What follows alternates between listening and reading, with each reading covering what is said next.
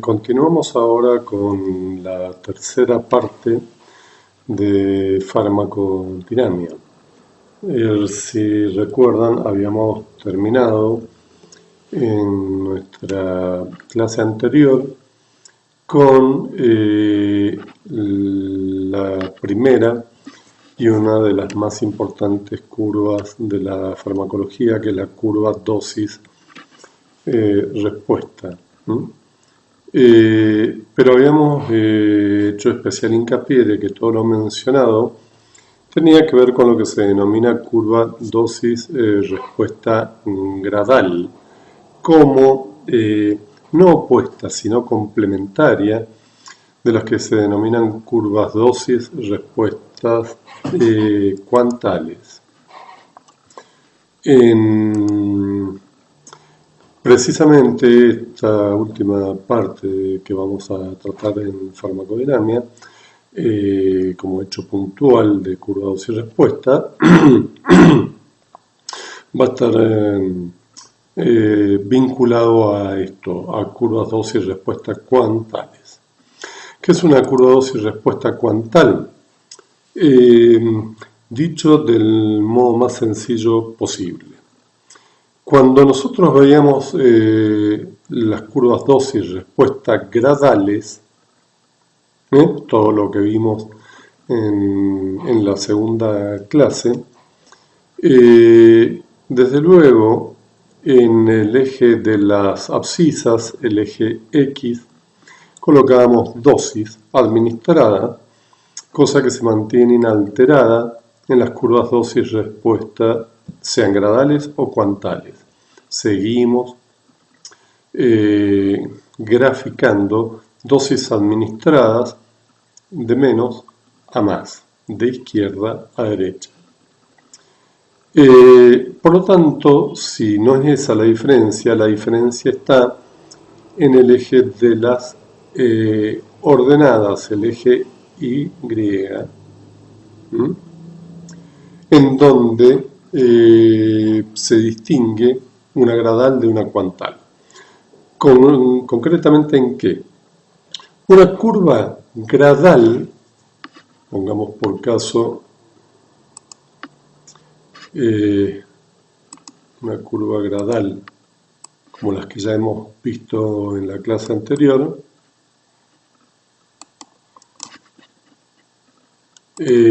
acuérdense de que toda curva debe tener la indicación de sus unidades para transformarse en tal, si no, no es una curva. Una curva dosis-respuesta gradal, en todo caso esta por ejemplo,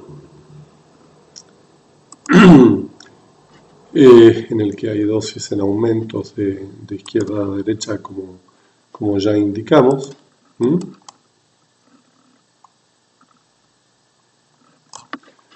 Y la respuesta también graficada en las ordenadas de menor a mayor, en el eje de las Y ordenadas versus las abscisas, que son las dosis. La respuesta en las curvas gradadas o gradales,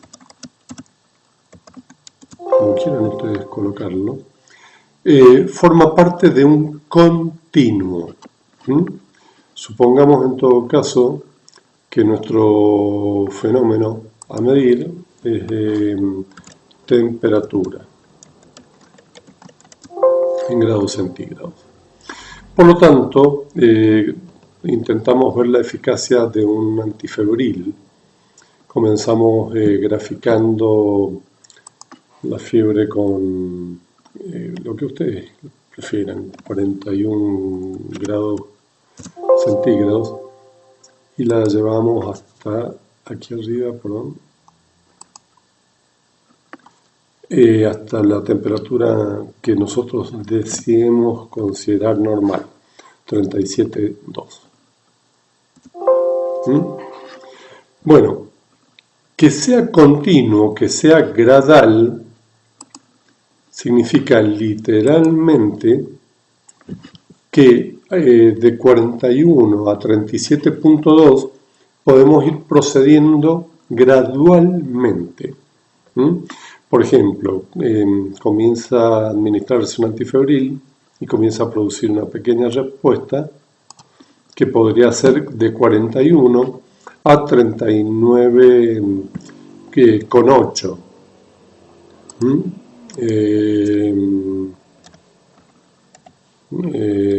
Grados.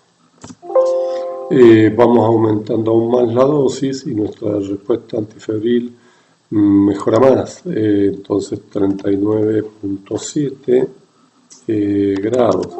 En definitiva, vamos pasando de 41 a 39.8, 39.7, 39.6, etc. Eventualmente 38 grados y siguiendo unidad por unidad, eventualmente con la dosis adecuada, en este caso representada más o menos por esta dosis, la temperatura se normaliza, llegando a 37.2. No es sencillamente que pasamos de tener fiebre a no tenerla. Pasamos, según aumentamos la dosis, de una fiebre, de un estado febril marcado a tener menos fiebre, pero paso a paso. Incluso nosotros podemos seguir subdividiendo y hacerlo más detallado estas unidades y decir, bueno, no vamos a conformarnos con medir décimas. Vamos a decir que ahora vamos a medir a 37.99. Perdón, 39.99, 39.98. Cada vez más detallado. Absolutamente gradual, paso a paso. Cada fenómeno que tengamos en mente como efecto del fármaco procede por grados. ¿Cuál es la diferencia en este sentido con nuestra curva dosis-respuesta cuantal? Nuevamente dosis, nuevamente respuesta, que me va a permitir ponerle una Q, aunque no hace falta, para saber que es cuantal. Bueno, las dosis básicamente no van a distinguirse de lo ya dicho en nada. Van a ser dosis en aumento de izquierda a derecha. Pero con respecto a la respuesta, la diferencia va a ser crítica. Porque acá lo que vamos a estar graficando en las cuantales no es un fenómeno que procede de grado a grado, de medida de la presión arterial a otra medida de la presión arterial un poquito más baja, más alta, sino que es un fenómeno previamente definido, cuya característica es que es todo o nada, blanco o negro, está presente o no está presente. Se puede aplicar tanto a fenómenos terapéuticos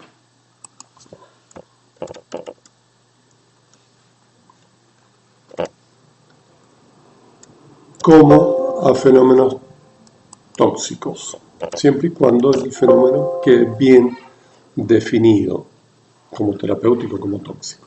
Pongamos un ejemplo y se va a entender bastante mejor.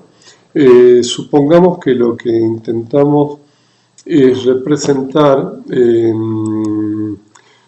ya que hablamos de temperatura, fiebre. El paciente tiene fiebre o no tiene fiebre y definimos que no tiene fiebre si tiene 37.2 o si quieren 37.3, 2 es lo mismo, grados centígrados. ¿Sí? Fenómeno aquí es fiebre, directamente.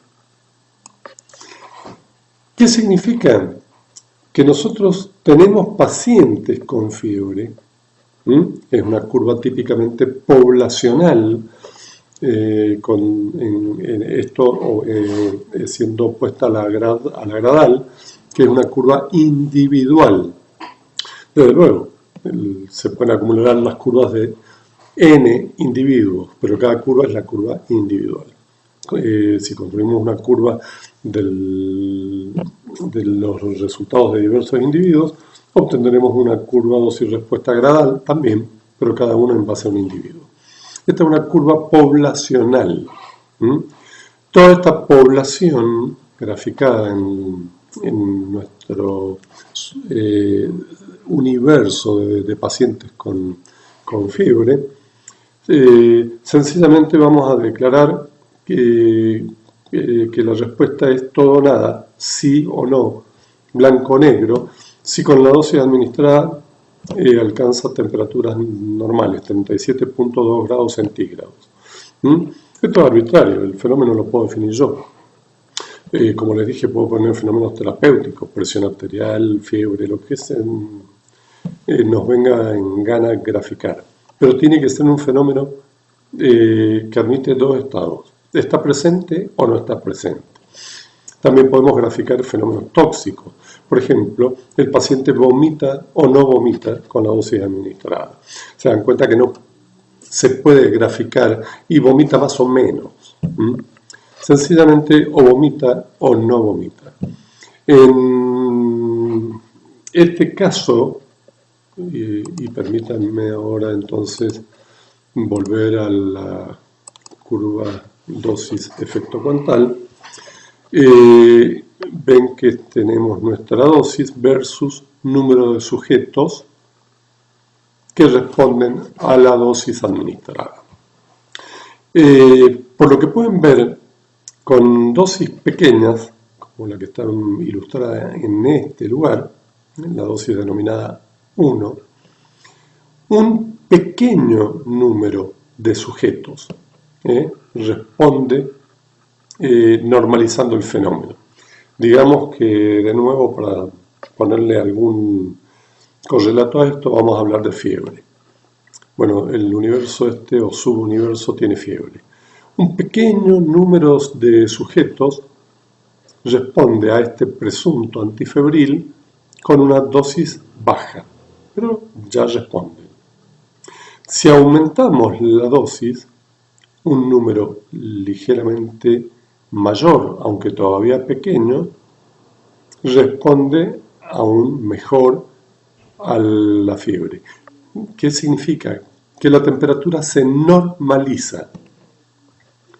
Un número con una dosis mayor, un número mayor de sujetos responde y la temperatura se normaliza. Para no seguir repitiendo esto, ven que a dosis crecientes se llega a una dosis, en todo caso, que es la dosis efectiva 50, o concentración efectiva 50, que en este caso, recuerdan que existía ya en las curvas gradales, en las cuantales se puede definir como la dosis que provoca el efecto deseado, normalizar la temperatura, en el 50% de la población estudiada. Si uno sigue aumentando las dosis, como quedan un número de individuos de la población que no responden a esta dosis, seguimos aumentando la dosis y vemos que aumentando los sujetos que responden y que no respondían antes a las dosis menores, ahora sí responden. Pero que también son menos los que necesitan dosis más elevadas para responder, hasta llegar a una pequeña cantidad de sujetos que responden a dosis mucho más elevadas que la dosis media o efectiva 50. Esto nos dibuja una suerte de campana de Gauss,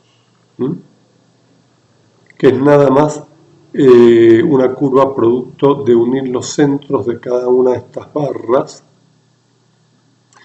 para demostrar el fenómeno de que en un subuniverso de sujetos definido por tener fiebre, hay sujetos que responden ya muy tempranamente con dosis bajas, sujetos, pero pocos igual que antes, que responden con dosis inusualmente altas, pero la inmensa mayoría de la población va a estar comprendida entre este rango de dosis, de 5 a 11, que van a ser en el prospecto del medicamento lo que usualmente ustedes van a ver como dosis recomendada, y son las que usualmente van a utilizar con sus pacientes. En el prospecto también dice dosis recomendada, se han obtenido de estas curvas poblacionales, y añaden salvo mejor criterio médico. ¿Por qué mejor criterio médico? Por esta misma curva, porque nuestro paciente en particular, en la mayoría de los casos las dosis recomendadas van a ser las adecuadas, pero puede que algunos de nuestros pacientes respondan a dosis mucho más bajas y no sea necesario usar una dosis estándar y podamos utilizar dosis menores. O por el contrario, un número de sujetos que no respondan a las dosis recomendadas y debamos aumentar la dosis para obtener efecto. Eso es según criterio médico. Ustedes seleccionan las dosis recomendadas y ajustan luego en menos o en más para esa pequeña cantidad de sujetos que no van a responder. Esta curva está dibujada en forma de campana de Gauss. Ahora, ¿qué pasa si nosotros, en vez de graficar cada valla por separado, el número de sujetos diferentes, cada valla es un número de sujetos diferentes de la población, si en vez de representarlo así, representamos la primera dosis como está, pero la segunda dosis se la sumamos como barra, como número de sujetos, a la primera. La tercera dosis se la incluimos como barra a las dos dosis anteriores. Y así vamos acumulando los sujetos. Pues obtenemos la siguiente curva. Sencillamente, estas barras no representan otra cosa que en vez del número de sujetos individuales, el número de sujetos acumulados, que finalmente terminan siendo, como ustedes se dan cuenta, el 100% de los sujetos responden a la dosis máxima planteada, lo cual tiene lógica. Si respondían a dosis menores, con la dosis máxima también van a responder. Si respondían a dosis medias, con la dosis máxima también van a responder. Simplemente se les van a añadir a aquellos que no respondían a dosis medianas ni bajas. En este caso, nos queda una curva de forma sigmoidea, muy similar en su aspecto a la curva dosis-respuesta gradual, como queda graficado claramente en esta diapositiva. Esta diapositiva es muy interesante porque ilustra varias cosas que me interesan señalarles. Recuerden que seguimos midiendo dosis. En la misma curva nosotros podemos graficar efectos terapéuticos determinados, por ejemplo, por normalización de la temperatura, que tenían fiebre en este subuniverso de pacientes. Y en la misma curva podemos graficar un efecto tóxico, por ejemplo, vómitos en relación a nuestro antifebril. En este caso, nos ven que nos queda una curva dibujada en amarillo de efectos terapéuticos, una en verde de efectos tóxicos, y simplemente podemos graficarlo contra el efecto terapéutico. El paciente normaliza la temperatura y podemos dibujar otro eje cuyos valores grafiquen efectos tóxicos, el número de sujetos de la población que vomitan. Ustedes ven que aquí, en este caso particular, las dosis requeridas para producir que el 100% de los sujetos respondan disminuyendo su temperatura está alejada de la dosis que comienza a producir efectos tóxicos, vómitos. Y ni qué decir, mucho más alejada de la dosis que produce efectos tóxicos en todos los sujetos.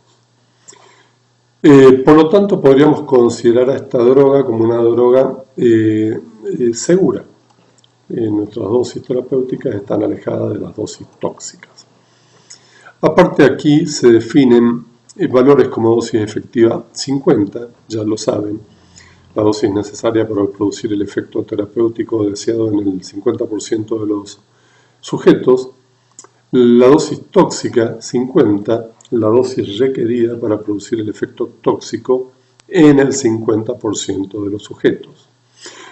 Como ellas, podríamos definir la dosis tóxica 1, dosis requerida para producir el efecto tóxico en 1% de los sujetos, o la dosis efectiva 99, la requerida para producir el efecto terapéutico en el 99% de los sujetos. ¿Por qué nos importa esto? Por esto. Hay varios índices terapéuticos. Nosotros normalmente nos vamos a quedar con el índice terapéutico, pero existe el índice de seguridad y el margen de seguridad estándar.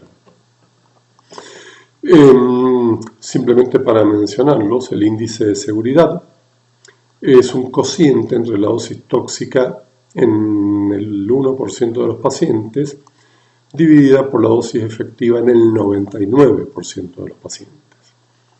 El margen de seguridad estándar es igual a la dosis terapéutica, tóxica en el 1% de los pacientes menos la dosis efectiva en el 99% de los pacientes, todo ello dividido por la dosis efectiva en el 99% de los pacientes y el resultado multiplicado por 100.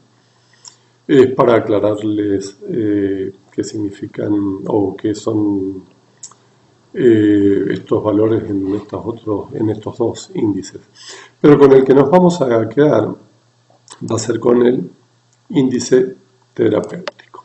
El índice terapéutico es un cociente entre la dosis tóxica 50, o sea, la dosis tóxica que se requiere para producir el efecto tóxico en el 50% de los pacientes, dividida por la dosis efectiva, esto es la dosis que se requiere para producir el efecto terapéutico en el 50% de los pacientes.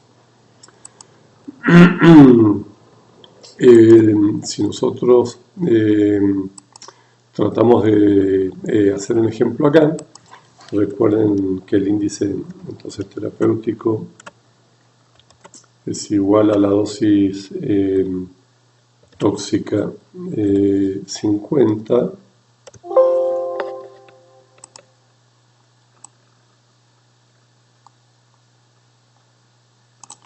sobre la dosis efectiva 50. Yo siempre les digo lo mismo, los invito a poner alguna clase de valor numérico para que ustedes puedan apreciar mejor esto. Si yo les pregunto a ustedes que hagamos un ejemplo en donde la dosis tóxica 50 sea 1 de la unidad que ustedes quieran, ¿sí? Es una unidad acá imaginaria, pero en la realidad lo que son los valores de las dosis tóxicas y efectivas 50 son los valores reales, lo que corresponda en el experimento real.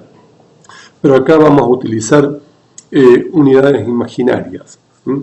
Una unidad de dosis nos produce el efecto tóxico 50 o es la dosis tóxica 50 y a su vez una unidad es el efecto terapéutico 50. Como resultado de este cociente obtenemos un valor 1 dividido 1 que es 1. ¿Qué nos representa en términos de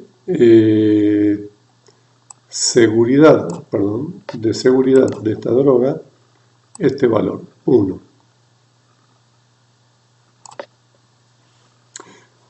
Bueno, ustedes seguramente ya lo han respondido. Véanlo de este modo.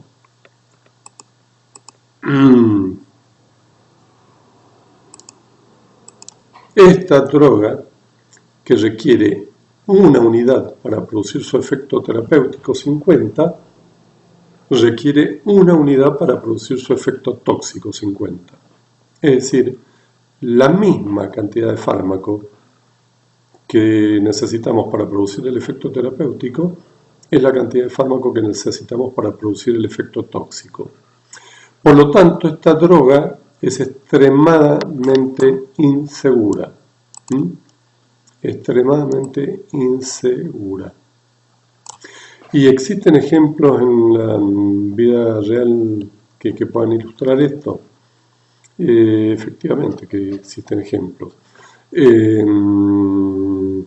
Los antineoplásicos, gran parte de los antineoplásicos, si ustedes recuerdan, en las curvas dosis-efectos gradales, ensamblan su efecto tóxico con su efecto terapéutico o a la inversa, su efecto terapéutico con su efecto tóxico. Por ejemplo, el efecto terapéutico de un antineoplásico típico es matar células cancerosas, células del tumor. Son citotóxicos. Sin embargo, esto se aplica a células que se estén dividiendo activamente y el antineoplásico no puede distinguir entre células del tumor de aquellas células del organismo normal que se están dividiendo activamente. Ejemplo, células del epitelio, células de mucosas, tubo digestivo, cavidad bucal,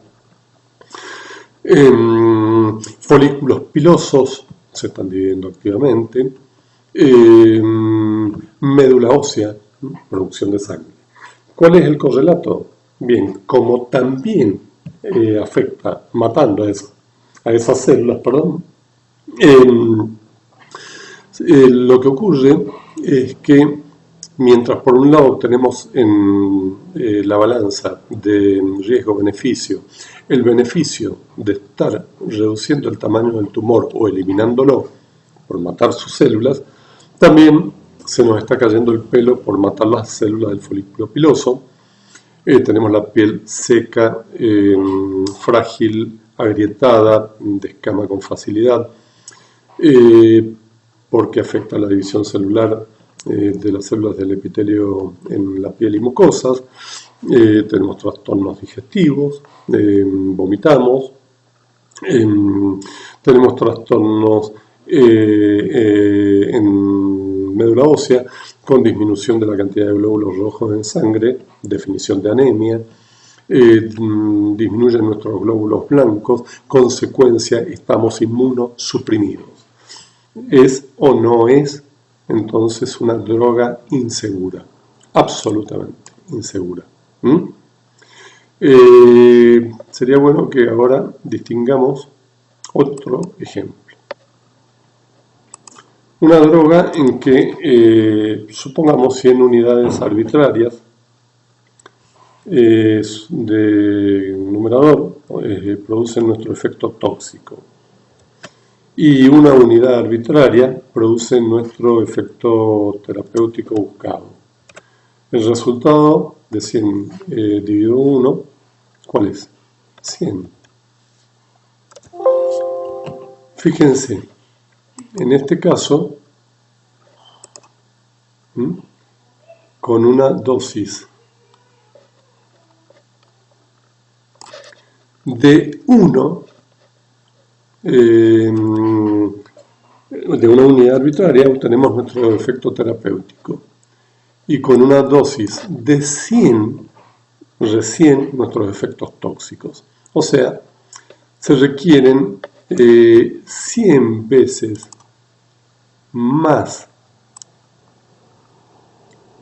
cantidad de fármaco para ser tóxico que lo que se requiere para ser terapéutico. El resultado es que nuestra droga es una droga inmensamente segura. La podemos utilizar con mucha confianza por este gran intervalo, 100 veces más se requiere para que sea tóxico. Continuando y habiendo definido entonces cuál es una droga más segura con respecto a otras drogas menos seguras, vamos a ejemplificar acá una dosis de efecto cuantal de lidocaína. En tanto, acá ponemos dosis de lidocaína en miligramos en forma creciente, y acá el número de pacientes que responden con analgesia completa. ¿Por qué pongo esto aquí? Lo pongo como un ejemplo tomado de la vida real, para que ustedes vean que estas curvas, aunque aparecen idealizadas, en la práctica resultan una gran descripción de lo que ocurre realmente con los pacientes. Acá tenemos que su dosis efectiva en 90 es 490 miligramos, la dosis efectiva 50 a 400 miligramos. Es simplemente ilustrar con un ejemplo concreto.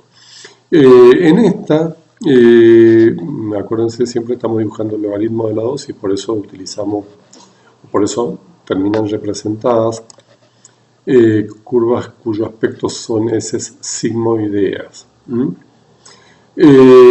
Acá vemos que puede haber un rango de dosis deseables, porque en todo caso, mientras hay respuesta en cada uno de estos puntos, tenemos que enlazar con los efectos adversos. Y muchas veces ocurre que para la mayor parte de los medicamentos, así como los citotóxicos están directamente ensamblados con los terapéuticos, su índice terapéutico es 1 y aún así los aceptamos, para la inmensa mayoría de los fármacos tomamos como dosis o ventana terapéutica, entendiendo por ventana terapéutica el rango de dosis que va en un extremo del mínimo valor que produce, o concentración plasmática, que produce efecto terapéutico en uno de los extremos, y el otro de los extremos al valor que produce un efecto tóxico, y cualquier valor que se encuentre dentro de esa ventana terapéutica es aceptable. Idealmente no debiéramos tener ningún efecto adverso, idealmente, sería mucho mejor. Pero la realidad es que en la mayor parte de los pacientes y para la mayor parte de los medicamentos, las dosis que hacen efecto en la mayor parte de los pacientes suelen sobreponerse o sufrir un leve overlapping, están superpuestas, con una ligera cantidad de efectos adversos. Esto resulta aceptable. Y es el rango de dosis deseable. ¿Puede utilizar una dosis más alta? Sí, pero sabemos que el riesgo de tener efectos adversos también aumenta. ¿Podemos utilizar dosis más bajas? Sí, pero también sabemos que hay pacientes que no nos van a responder a dosis más bajas. La realidad indica que la inmensa mayoría de nuestros pacientes van a consumir fármacos en un rango de dosis que van a presentar efectos adversos en pequeña cantidad de la población tratada. Esto es lo aceptable, aunque no es el ideal. El ideal, si recuerdan, cuando hablamos del antineoplásico de diseño, es un fármaco que se puede utilizar en todas sus dosis, tanto para pacientes que responden con dosis bajas, medias o elevadas, sin presentar efectos adversos en absoluto. El antineoplásico era el imatinib, si recuerdo. Bueno, y con esto terminamos esta tercera clase de curvas poblacionales referida a dosis respuestas cuantales o poblacionales. Continuaremos posteriormente con los temas de farmacología general que corresponden, entre ellos vías de administración y forma farmacéutica.